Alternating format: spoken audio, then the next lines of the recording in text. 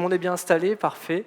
Merci du coup d'être présent aujourd'hui avec nous. Donc, dans cette salle, aujourd'hui, j'ai le plaisir d'accueillir Lisa et Stéphanie de Milléade qui vont se présenter juste après, et Jocelyn qui nous fait le plaisir de venir sur scène. Merci Jocelyn, je sais que c'est un exercice pas facile pour toi, mais je suis extrêmement content que tu sois là avec nous pour pouvoir justement évoquer ce cas de Milléade qui est un retour d'expérience qu'on va faire, donc Milléade qu'on accompagne au sein d'ID Agency depuis maintenant 2 ans. Bienvenue Lisa et Stéphanie, Experience Day. Vous étiez venus déjà l'année dernière? Non, c'est la première fois. Ah, c'est la Pareil. première fois, Oui. ok, ça marche. Du coup Lisa, si tu peux juste peut-être te présenter pour démarrer, et puis après on évoquera du coup Milléade. Avec plaisir. Bonjour à tous. Lisa Giroux, responsable des SI de la performance commerciale pour Milléade depuis 2 ans. Après 8 ans pour le groupe Essilor en charge du pilotage de projets transverses, un pied dans le digital, un pied dans le commerce. Et Stéphanie? Moi, Stéphanie, bonjour à tous. Responsable SI commerciaux. Alors, donc moi, ça fait 2 ans aussi, à peu près en même temps que Lisa. En charge du suivi et de la gestion plutôt technique et, on va dire, fonctionnelle des outils. Oui, côté projet, moi, j'interviens principalement sur la partie interface et implémentation. J'ai travaillé auparavant, avant Milléade, pendant 5 ans chez Mr Fly, qui est une plateforme de distribution de voyages, et pendant 10 ans chez le PMS Resalis. Voilà. Super, merci. Voilà. Et du coup, Jocelyn, consultant CRM chez ID Agency depuis un petit moment déjà. Ouais, enchanté, Jocelyn, donc consultant CRM chez ID Agency depuis 4 ans. Et donc j'ai participé activement à la mise en place du CRM HubSpot pour Milléade depuis septembre 2023. On aura tout le luxe de vous l'expliquer juste après. Parfait. Lisa, peut-être pour démarrer, Milléade, pour ceux qui ne connaissent pas l'entreprise, est-ce que tu peux nous dire quelques mots ? Oui, bien sûr. Alors Milléade, c'est 38 destinations partout en France. Milléade, c'est une marque qui a aujourd'hui 5 ans, mais que vous connaissez peut-être sous un autre nom. C'est la fusion de 2 entreprises, Cap Vacances et Vacanciel. Peut-être que ça résonne plus. Notre cœur de métier, c'est de proposer des séjours de vacances, tout compris. Donc des séjours à contenu, donc le logement, la restauration, les animations, pour des vacances sereines. Donc forcément, on a un public qui est plutôt des familles, des jeunes familles notamment, ou des retraités actifs, mais également des groupes. Aujourd'hui, l'activité, elle se sépare en 2 parties, 70% sur le B2C, donc l'individuel, donc des individus comme vous et moi, et 30% sur la partie groupe, donc des groupes, des séminaires, des associations, des clubs, voilà. Et puis Milléade, c'est 100 millions de chiffre d'affaires aujourd'hui, avec la reprise l'année dernière de 7 nouveaux établissements suite à la liquidation de Touristra, que vous connaissez peut-être. Du coup, peut-être pour démarrer et comprendre un peu les enjeux du projet Milléade, revenir sur les problématiques initiales, du coup, quelles étaient, et peut-être évoquer le démarrage un petit peu, l'avant-projet avec notre audience aujourd'hui. Alors, le projet, il est parti de l'insatisfaction métier de l'équipe web marketing. En fait, on n'était plus capable de faire des campagnes marketing correctement, sereinement et de manière autonome. On était obligé de passer par les équipes support de l'outil pour chaque campagne, et on n'était pas serein, on n'avait pas la certitude qu'on ciblait exactement ce qu'on voulait cibler. Et on avait atteint les limites. En fait, on ne pouvait plus faire ce qu'on voulait faire avec cet outil. Donc, c'est parti de là. Au début, on s'était dit, on commence petit, périmètre uniquement B2C, donc individuel. Et puis, au fur et à mesure des échanges avec les équipes, on s'est aussi rendu compte qu'il y avait une problématique sur la partie B2B, groupe, où on avait des forts problèmes de synchronisation entre l'outil CRM et l'outil métier de réservation qui s'appelle Resalis. Et en fait, ça s'est un peu rencontré, et donc on s'est dit, ça vaut peut-être le coup d'embarquer l'ensemble du périmètre Et finalement, c'était pas plus mal parce que ça nous permet aujourd'hui d'avoir un outil qui a une data unifiée sur l'ensemble des périmètres. Donc pour les équipes support au siège, c'est beaucoup plus simple en termes de gestion. Et Stéphanie, donc la solution retenue qu'on présente là, déjà il y avait des solutions qui étaient considérées, vous avez étudié un petit peu le marché, savoir un petit peu ce qui pouvait être à disposition pour vous. Oui. Est-ce que tu peux nous raconter justement cette période-là? Oui, moi quand je suis arrivée, donc c'était début d'année 2023, donc il y avait aussi le chargé de CRM qui avait commencé un peu à dégrossir parmi plusieurs solutions. Moi quand je suis arrivée, il y a une petite shortlist de 3 solutions. Après, on les cite ou... On peut les citer, bien sûr. Elles sont écrites, oui.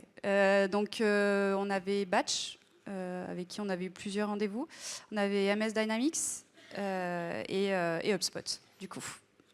C'était parmi ces 3-là qu'on avait shortlisté, on va dire, par rapport à notre besoin. Ok. Et alors, du coup, pourquoi ce choix HubSpot et aussi, du coup, du partenaire après ID Agency? Oui, alors après, ce qui nous a vraiment décidé, c'est que déjà, HubSpot proposait une grande flexibilité. On a vite compris qu'on allait pouvoir être autonome dans les différents process qu'on voulait mettre en place. Au niveau marketing, donc le chargé de marketing le dirait beaucoup mieux, mais il a tout de suite vu qu'il pouvait lui-même construire un peu son écosystème marketing, chose qui était un petit peu moins facile. Il y avait plus de dépendance avec les autres éditeurs, surtout par rapport à MS Dynamics. Et aussi parce que Spot, ils nous ont pas lâchés. Enfin, c'est bête, mais on a senti qu'il y avait une réelle envie de travailler avec nous. Il y avait toujours, pour une problématique, il y avait une solution. On avait donc Jocelyn qui était là dès le début du projet. On avait aussi Carla qui nous a accompagnés aussi au départ. Et dès qu'on arrivait avec une problématique, parce que on avait forcément des besoins qui étaient des besoins du tourisme et qui n'étaient pas forcément des standards du système, on va dire. Et du coup, à chaque fois, il y avait non, mais on n'a pas, mais attendez, on revient avec une solution. Et en fait, ils revenaient avec une solution. Et on s'est dit, ça va être chouette de travailler avec des personnes comme ça. On n'était jamais sans réponse. Contrairement au Batch notamment, on a eu plusieurs audits, mais on n'a jamais eu vraiment les réponses à nos questions. On a vite compris qu'ils ont dû voir que c'était compliqué, mais qu'ils n'y arriveraient pas et que du coup, voilà. Donc on s'est dit qu'on irait au bout. Justement, Jocelyn, le démarrage du projet un petit peu, est-ce que tu peux nous raconter les premières rencontres avec Myliad et comment ça s'est passé? Sur la partie plutôt avant-projet? Oui, avant-projet. Ouais. Non, sur l'avant-projet, on a fait beaucoup d'ateliers avec tous les corps de métier, étant donné que c'était vraiment un projet double entre marketing et commercial. Donc chez Myliad, il y a un comité DCM avec une petite dizaine de personnes qui correspond à plein de métiers différents. On est vraiment allé creuser aussi dans des ateliers spécifiques les besoins de chaque métier pour s'assurer aussi que HubSpot pourrait répondre à toutes ces solutions et aussi leur montrer comment HubSpot pouvait répondre à ces problématiques-là, soit en adaptant un petit peu les process parce qu'il y avait besoin et que les process n'étaient plus adaptés aussi à ce qui pouvait se faire, le plus optimal, etc. Soit aussi en adaptant l'outil HubSpot, qui est quand même un outil assez versatile et qui permet de s'adapter à différentes problématiques. Donc c'était vraiment aussi un jeu dans toutes ces réflexions-là ensemble, de à quel point on met le curseur entre les process actuels et les process cibles, comment l'outil peut y répondre. Et c'est aussi en jouant avec ces deux curseurs qu'on arrive à faire entrer les carrés dans les ronds parfois. C'est souvent ce qu'on va faire.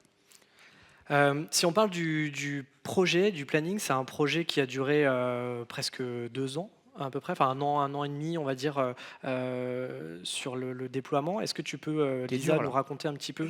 Non, 8 mois sur le déploiement et après il y a eu toute la partie amélioration continue. Amélioration continue, oui. Oui, c'est un projet continu. Hein. Ouais. On parle beaucoup de cycles et on y est encore, mais en tout cas... on a commencé en septembre 2023 avec un temps assez long sur le cadrage qui était primordial chez Myliad. On est dans le tourisme, donc il y a toujours un cas d'usage auquel on n'a pas pensé. Donc c'était important de prendre le temps. On dit souvent que lorsque le problème est énoncé correctement, clairement, la solution est là devant vous, assez facile finalement à mettre en place. Et donc on a organisé des ateliers avec les équipes métiers, des équipes métiers aussi qui ont discuté entre elles, parce que c'est la discussion qui crée la richesse. Alors souvent, lorsqu'on a ce genre d'atelier où personne n'est d'accord, etc., on se dit mais où est-ce qu'on va? Est-ce qu'on va pouvoir trouver une solution? Mais finalement, c'est vraiment la richesse de ces rencontres qui fait qu'on arrive à une solution, à un compromis qui colle derrière. Et Jocelyn et Carla d'IDEA nous ont bien accompagnés, notamment dans la formalisation des échanges. Parce que dans les échanges, on se dit énormément de choses, il y a beaucoup de choses qui sortent, d'éléments aussi sous-jacents, et donc ils nous ont vraiment aidés à formaliser tous les cas d'usage du début à la fin, ce qui nous a permis en fait d'avoir un état des lieux clair pour ensuite brosser les solutions par la suite. Donc partie cadrage. Ensuite, on a toute une phase de paramétrage et d'intégration. Je vous remercie d'ailleurs d'avoir mis en vert la période de mon congé maternité, qui est arrivée en plein milieu du projet. Et en fait, on a, par hasard ou non, réussi à coller, à faire vivre les deux. Et donc, je suis revenue ensuite en avril. À l'étoile, Voilà, à l'étoile. Voilà. Où là, donc, on a mis en place un temps de prise en main des métiers. Donc, on n'est pas passé on va dire, de paramétrage à prod directement. On a laissé 6 semaines aux utilisateurs, notamment commerciaux, groupes, pour prendre la main sur le logiciel, nous faire leurs retours. Et ça a été une phase clé qui nous a permis de coller aux besoins. Parce que durant le cadrage, vous saisissez quand même, vous saisissez le macro, les cas d'usage qui correspondent à 80% des cas. Mais cette phase test en prod, elle a été capitale pour justement avoir ces retours très concrets. Ensuite, migration de données, donc ça, on n'y coupe pas. On se dit c'est toujours quelque chose qu'on va gérer à la fin. Ici, on l'a géré en 2 fois, donc on l'a fait pour la phase test, et puis ensuite on a migré les datas entières à J-1, et ça nous a permis aussi de tester pas mal de choses, donc s'il y a quelque chose aussi à retenir, c'est ça. Et puis ensuite, mise en production. Et donc là, grosse phase d'accompagnement avec les équipes, les utilisateurs. On a eu 2 grosses sessions de formation auprès de cette population. Et puis ensuite, on a organisé des sessions. Donc pour le premier mois, toutes les semaines, on avait une séance en visio pour répondre aux questions des utilisateurs. Et puis ensuite, 1 fois par mois, et puis ça a duré 3-4 mois, le temps que tout le monde s'y fasse, parce qu'on avait des utilisateurs plus ou moins aguerris sur les outils digitaux, et on passait quand même d'un CRM, on va dire plutôt plat, donc pas vraiment dynamique, à HubSpot. Donc gros accompagnement au changement auprès des utilisateurs HubSpot. Je sens que tu voulais apporter Non, une j'allais précision. compléter sur le lien entre le cadrage et toute la partie recettage. Lisa, t'en as bien parlé. En fait, tu es partie à la fin du cadrage et tu es revenu au moment du recettage, donc c'était parfait aussi pour s'assurer qu'on avait bien répondu au cahier des charges. Mais du coup, nous, chez Agency, on travaille beaucoup avec le terme BPMN et toute la modélisation BPMN. Donc, on va faire du mapping de processus sur Miro notamment, et donc pour faire visuellement en fait tous les processus commerciaux d'une entreprise. Et donc à ce moment-là, c'est vrai que les équipes métiers parfois elles ne se projettent pas d'HubSpot, elles le connaissent pas, donc c'est plutôt la partie projet. Donc Lisa, Clément, Stéphanie qui ont porté ça. Et donc au moment où on vient lancer les formations, lancer le recettage, les commerciaux se rendent compte aussi de la réalité dans HubSpot, des micro-process qu'on a définis. Et toutes ces 6 semaines en fait nous ont permis de faire les petits ajustements pour s'assurer que l'adoption HubSpot était bonne, qu'on correspond à tous les usages, et faire les ajustements entre les process qu'on avait posés initialement et les process finaux au moment de la mise en prod, ce qui a permis vraiment d'accorder tout le monde à l'utilisation de l'outil, aussi de leur faire gagner confiance en tout ce qu'on avait fait, parce qu'au final, il y a ce point-là qui ne marche pas, la semaine prochaine il est réparé, et en fait au moment de la mise en prod il est déjà solutionné. Et ça c'est super important quand on parle de l'humain, etc., de venir vraiment donner confiance à toutes les équipes, pour qu'au moment de la mise en prod ils soient déjà fiers en fait, d'utiliser un nouveau CRM et de suivre leur nouveau process. Si on rentre maintenant peut-être plus dans l'architecture, Stéphanie, est-ce que tu peux nous présenter un petit peu comment est aujourd'hui cette architecture autour du CRM ? Oui, alors c'est à aujourd'hui, ça évoluera peut-être après, mais aujourd'hui en fait on a notre outil métier donc, qui est Resalis, qui est notre outil de vente cœur. Donc c'est lui qui détient la donnée, donc ça part en fait de notre outil Resalis. Ensuite, donc, on a mis en place avec Caféine un Swagger donc, qui permet justement de faire comme un ETL, en fait, un entrepôt de données pour faire transiter cette donnée qui descend du coup après dans HubSpot. Et on a jusqu'au site internet, parce que sur le site internet, on a aussi la partie campagne marketing, on a des formulaires, etc. Et après, donc, cette partie site internet qui est enfin, à la fin, on va dire, permet de récolter les données côté CRM, donc dans HubSpot, de remonter via l'ETL pour être justement aussi intégré dans Resalis, ce qui permet d'avoir la donnée, on va dire, une vision de la donnée unifiée. Alors, on a mis ça dans cette slide sur la partie Indiv. C'est juste un tout petit peu différent sur la partie B2B, puisqu'en fait, sur la partie B2B, donc la partie groupe avec les commerciaux se servent exclusivement d'HubSpot. C'est-à-dire qu'en fait, eux, ils rentrent leurs données clients dans HubSpot et toutes leurs opportunités, etc., transitent après vers Resalis. Et après, c'est Resalis qui redescend la donnée. Donc, il y a juste cette petite partie qui part dans l'autre sens. Voilà. Et ce qui est intéressant, du coup, Jocelyn, peut-être sur la partie ETL, qui est un outil propriétaire qu'on a développé chez Idea Agency, qui a fait une ETL, on voit un nombre d'actions assez hallucinant, en fait. Ouais, il y a pas mal de flux qui tournent en continu.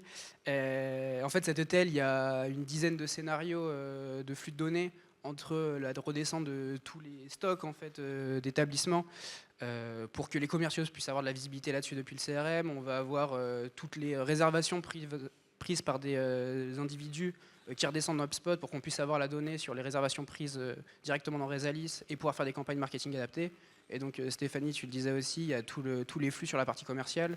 Le commercial vient faire sa vente dans HubSpot, puis c'est consigné dans Resalis. Et forcément, à chaque modification, ensuite post-signature, parce que ça arrive beaucoup chez vous avec des variations dans les groupes, etc., que ça vienne redescendre dans le CRM HubSpot pour qu'on ait des chiffres d'affaires à jour, des données précises sur les groupes à jour, etc. Donc ouais, ça tourne beaucoup, il y a du volume. Et c'est aussi pour ça qu'on a vraiment travaillé la robustesse à fond pour que ça puisse tenir le choc. J'aimerais maintenant qu'on fasse un petit focus. Dans chaque Rex, on aura un focus différent. Là, c'est sur l'enjeu de la conduite du changement, qui est un enjeu majeur. C'est un sujet qui va être transversal toute la journée. De toute façon, on l'a déjà évoqué dès l'entrée avec Patrice sur les enjeux humains. De toute façon, c'est aujourd'hui la clé de la réussite d'un projet. Comment on embarque justement donc, les équipes de chez Milléad et que les enjeux de ce projet soient respectés? Alors, je pense qu'on en a parlé ce matin, mais je pense que partir du besoin métier, c'est clé. C'est-à-dire que si on ne répond pas à un besoin qui est très concret, comme savoir cibler de manière autonome une population pour le marketing, ça ne fonctionne pas.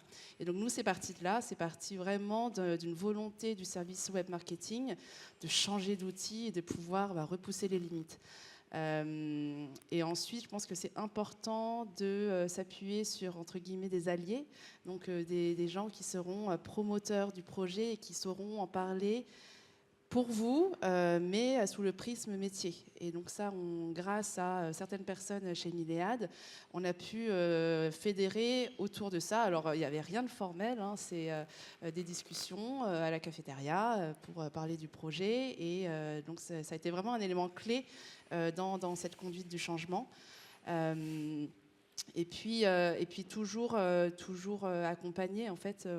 On avait à cœur à ce que les utilisateurs ne se soient pas laissés au bord de la route. Ou alors ils se disent, ils ont lancé le projet et puis ça y est, c'est bon, c'est fini. Et donc l'accompagnement vraiment du début à la fin et les clés. Alors ça passe par beaucoup d'ateliers. Je pense que le fait de se sentir écouté, entendu et écouté, c'est très important pour les métiers. Et puis en plus, nous, d'un point de vue projet, ça nous nourrit. Donc voilà, il y a eu beaucoup d'interviews, d'ateliers, d'allers-retours pour faire l'état des lieux. Et je pense que la phase de recettage a aussi beaucoup joué. Ça a pu mettre en confiance les utilisateurs pour justement pour s'approprier un nouveau CRM. Et finalement, au bout du bout, quand on a fait une enquête de satisfaction, je pense un an après, et en fait, c'est comme si on n'avait pas changé de CRM d'un point de vue utilisateur, c'est-à-dire qu'il n'y a pas eu finalement de couac ou de choses qui on a vraiment évité le changement d'outil qui peut créer pas mal de catastrophes dans une entreprise. Donc voilà, c'est beaucoup d'accompagnement au final et de la communication. Je disais souvent aux équipes, il n'y a pas de surcommunication. Nous, on pense qu'on répète plein de choses parce qu'on est focus sur le sujet, tout le temps on parle des mêmes choses, mais finalement on en parle à des audiences différentes et de manière différente.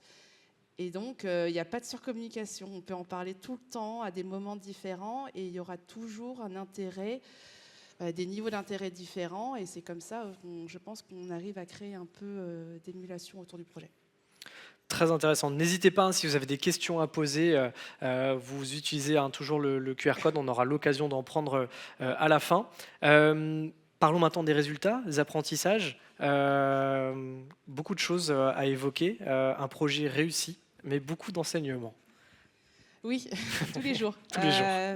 Déjà, on parle de démarche marketing professionnalisée. Alors, je ne dis pas qu'on ne faisait pas de marketing avant, mais on n'avait pas toutes les clés. Aujourd'hui, on a un CRM qui va devenir l'outil cœur de connaissance client. Donc, ça veut dire qu'en ouvrant une page contact dans le CRM, on va savoir ce que le client a aimé en naviguant sur notre site internet. Il a réservé où, quand. Il vient accompagné de qui, comment s'est passé son séjour grâce au questionnaire de satisfaction. On est en train de créer un écosystème autour de HubSpot qui va nous permettre vraiment de comprendre nos clients et donc de mieux nous adresser à eux. Et ça se fait grâce aussi à l'ouverture d'HubSpot à d'autres outils qui nous permettent d'établir une connectivité. Alors, c'est jamais facile, mais qui est peut-être plus simple qu'avec des outils un peu plus fermés. Et puis, on avait ce sujet de la synchronisation entre donc, le PMS, Rezalis et HubSpot qui était insatisfaisante pour les équipes métiers qui devaient retaper manuellement dans l'un ou dans l'autre. Et donc, à un moment, vous perdez les équipes. Donc, on parlait aussi de rétention de talents. Et donc, ça marche.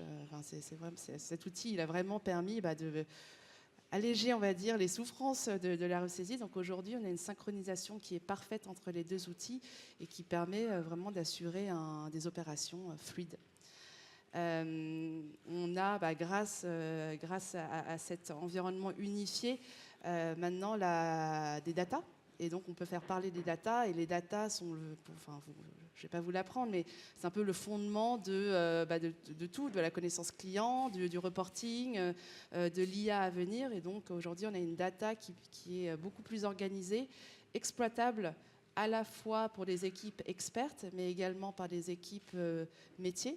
Donc, on a pu mettre en place des tableaux de bord finalement assez simples. Le commercial, il veut savoir combien il a de dossiers en cours, ce qui lui reste à signer et là où il en est par rapport à ses objectifs.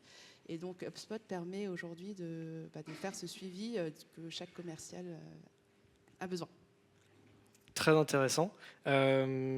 Jocelyn, peut-être toi aussi de ton côté, les apprentissages un petit peu de ce projet en quelques mots.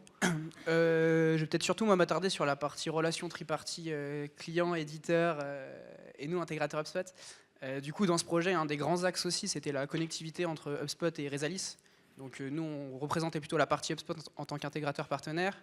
On avait Rezalis, du coup, la solution PMS déjà en place pour Myliad et le besoin client final représenté par Stéphanie et Lisa.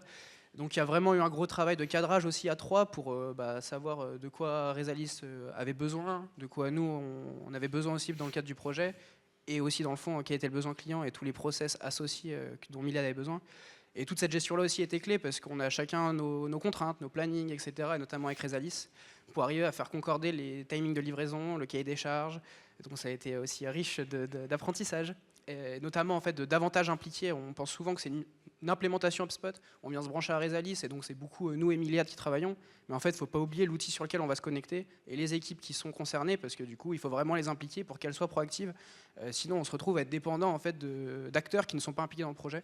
Donc ça c'est un gros apprentissage en fait de bien penser que même si l'outil est déjà en place, en fait on va se connecter à lui, on va l'influencer et donc il faut intégrer les équipes qui le représentent, que ce soit en interne si vous avez en interne ou le partenaire qui est responsable de cet outil-là.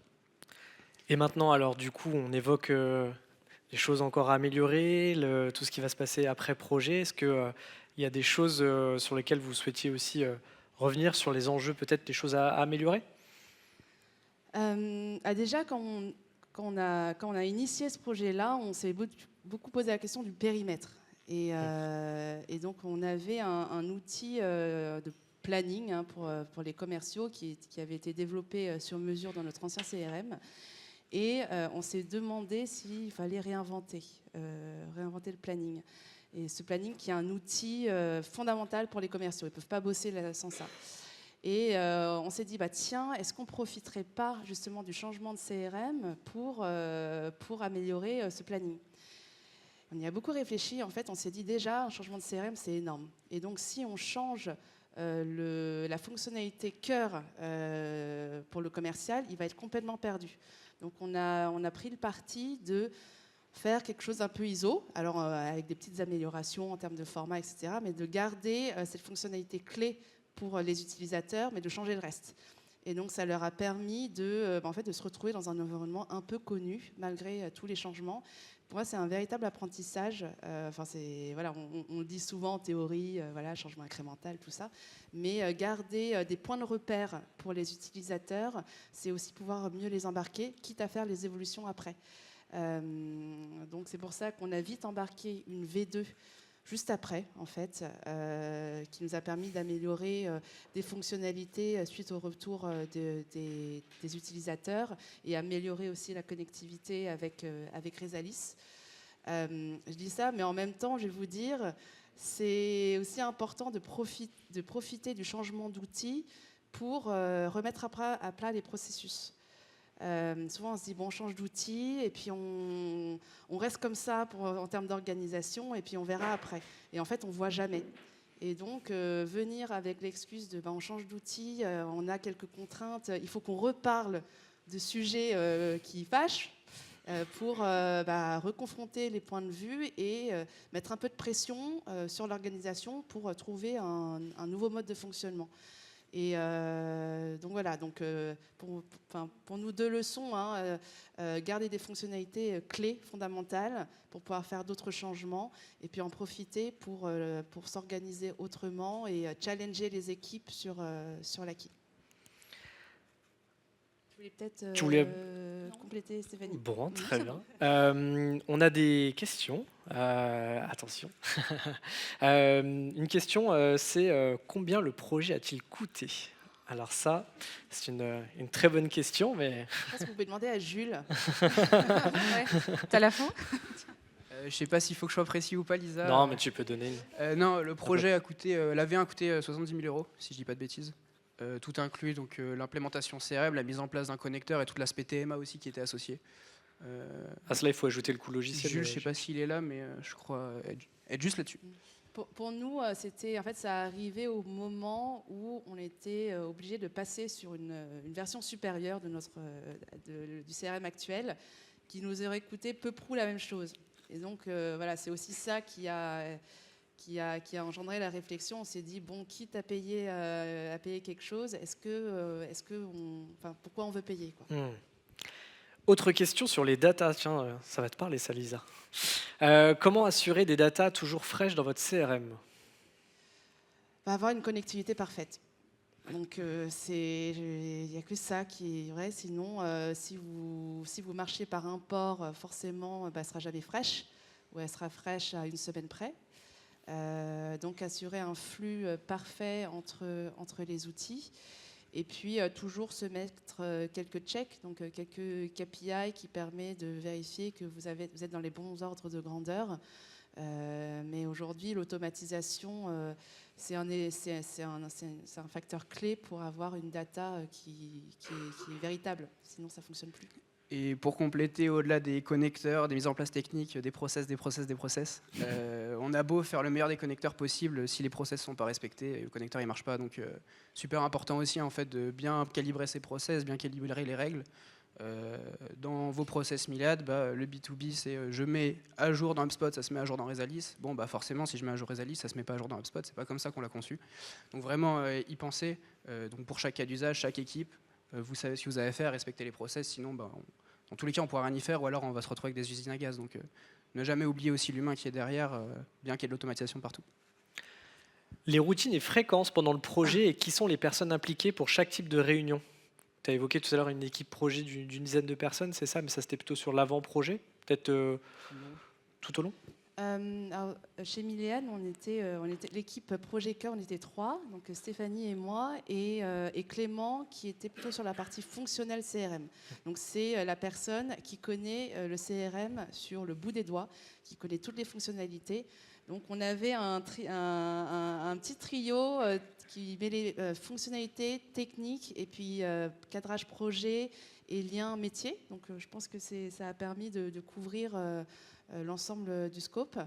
Et puis c'est un projet qui est complètement transverse à la direction marketing et commerciale.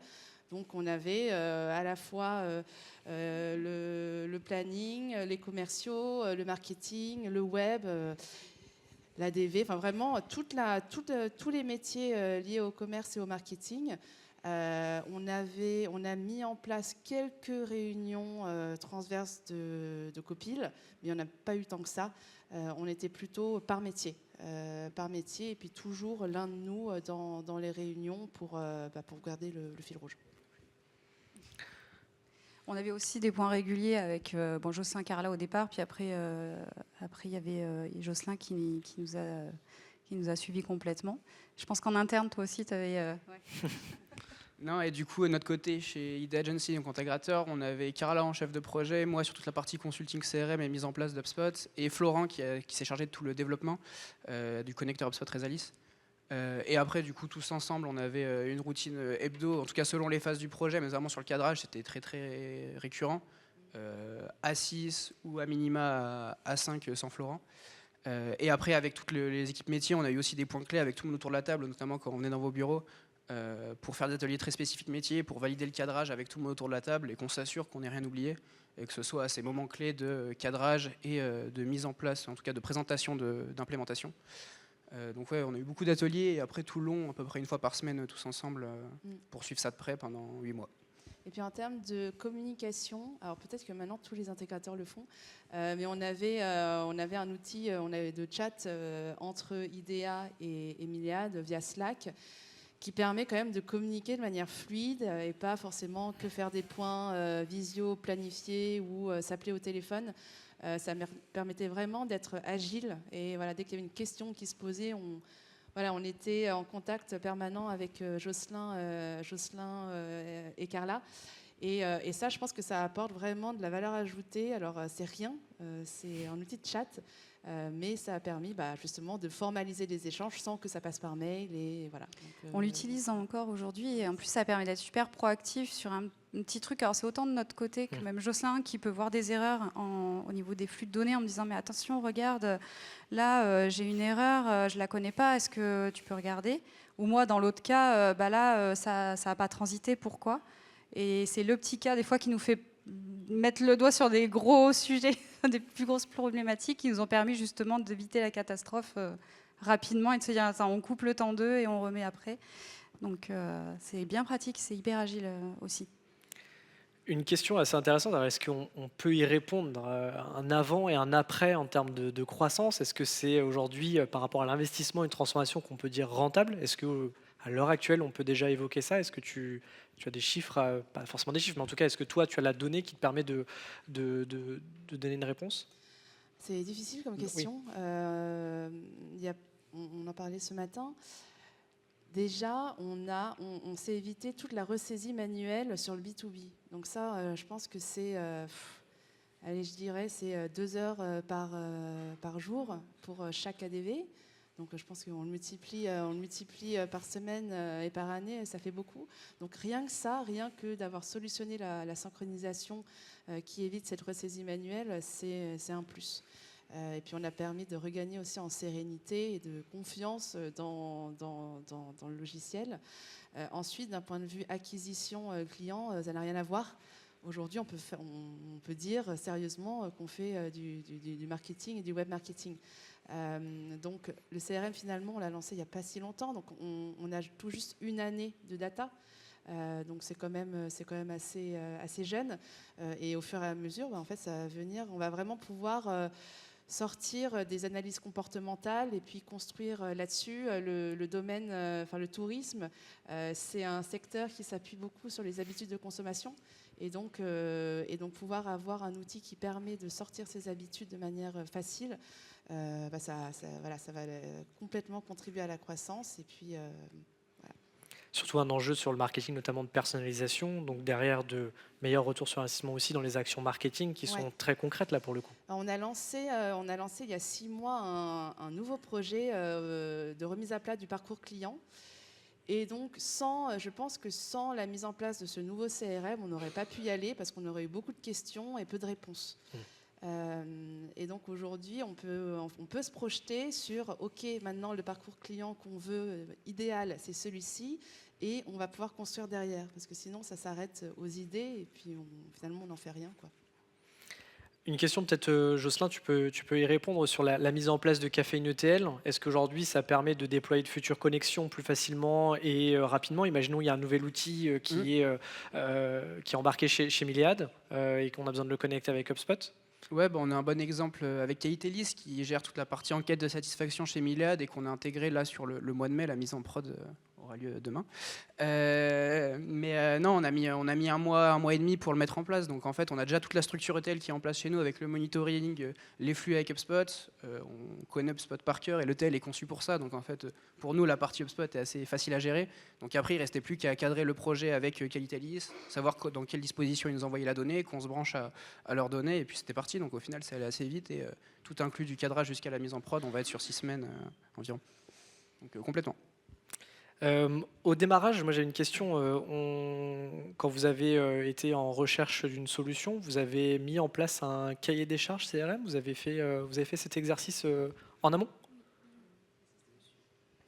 Oui, quand je suis arrivée, en fait, Clément avait déjà commencé à établir un cahier des charges et toutes les personnes, tous les éditeurs avec qui on a pu faire des interviews, des rendez-vous, on leur avait transmis ce cahier des charges. Ça a été aussi un peu clé dans la décision parce qu'il y en a, ils ont répondu un peu à l'arrache. Donc on s'est dit, si c'est comme ça que ça démarre, pas trop d'intérêt. HubSpot a vraiment challengé le cahier des charges en nous posant des questions sur des choses qui n'étaient pas claires ou parce que c'est un secteur qui était quand même un peu compliqué. Donc on avait un cahier des charges B2B et B2C. On avait vraiment séparé les deux.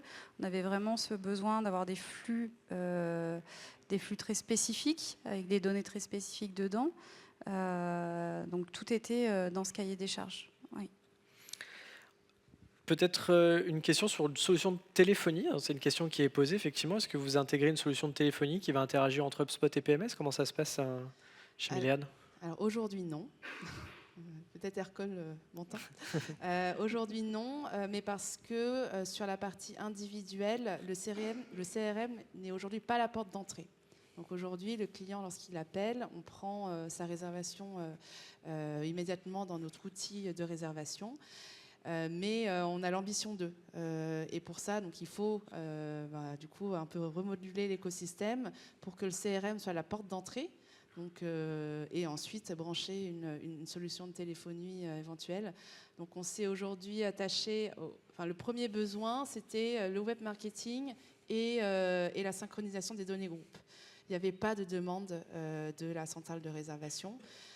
Mais on commence à développer des projets et des conversations autour. Et donc c'est certainement quelque chose qui va venir dans les 2 ans et qui viendra compléter l'écosystème de solutions.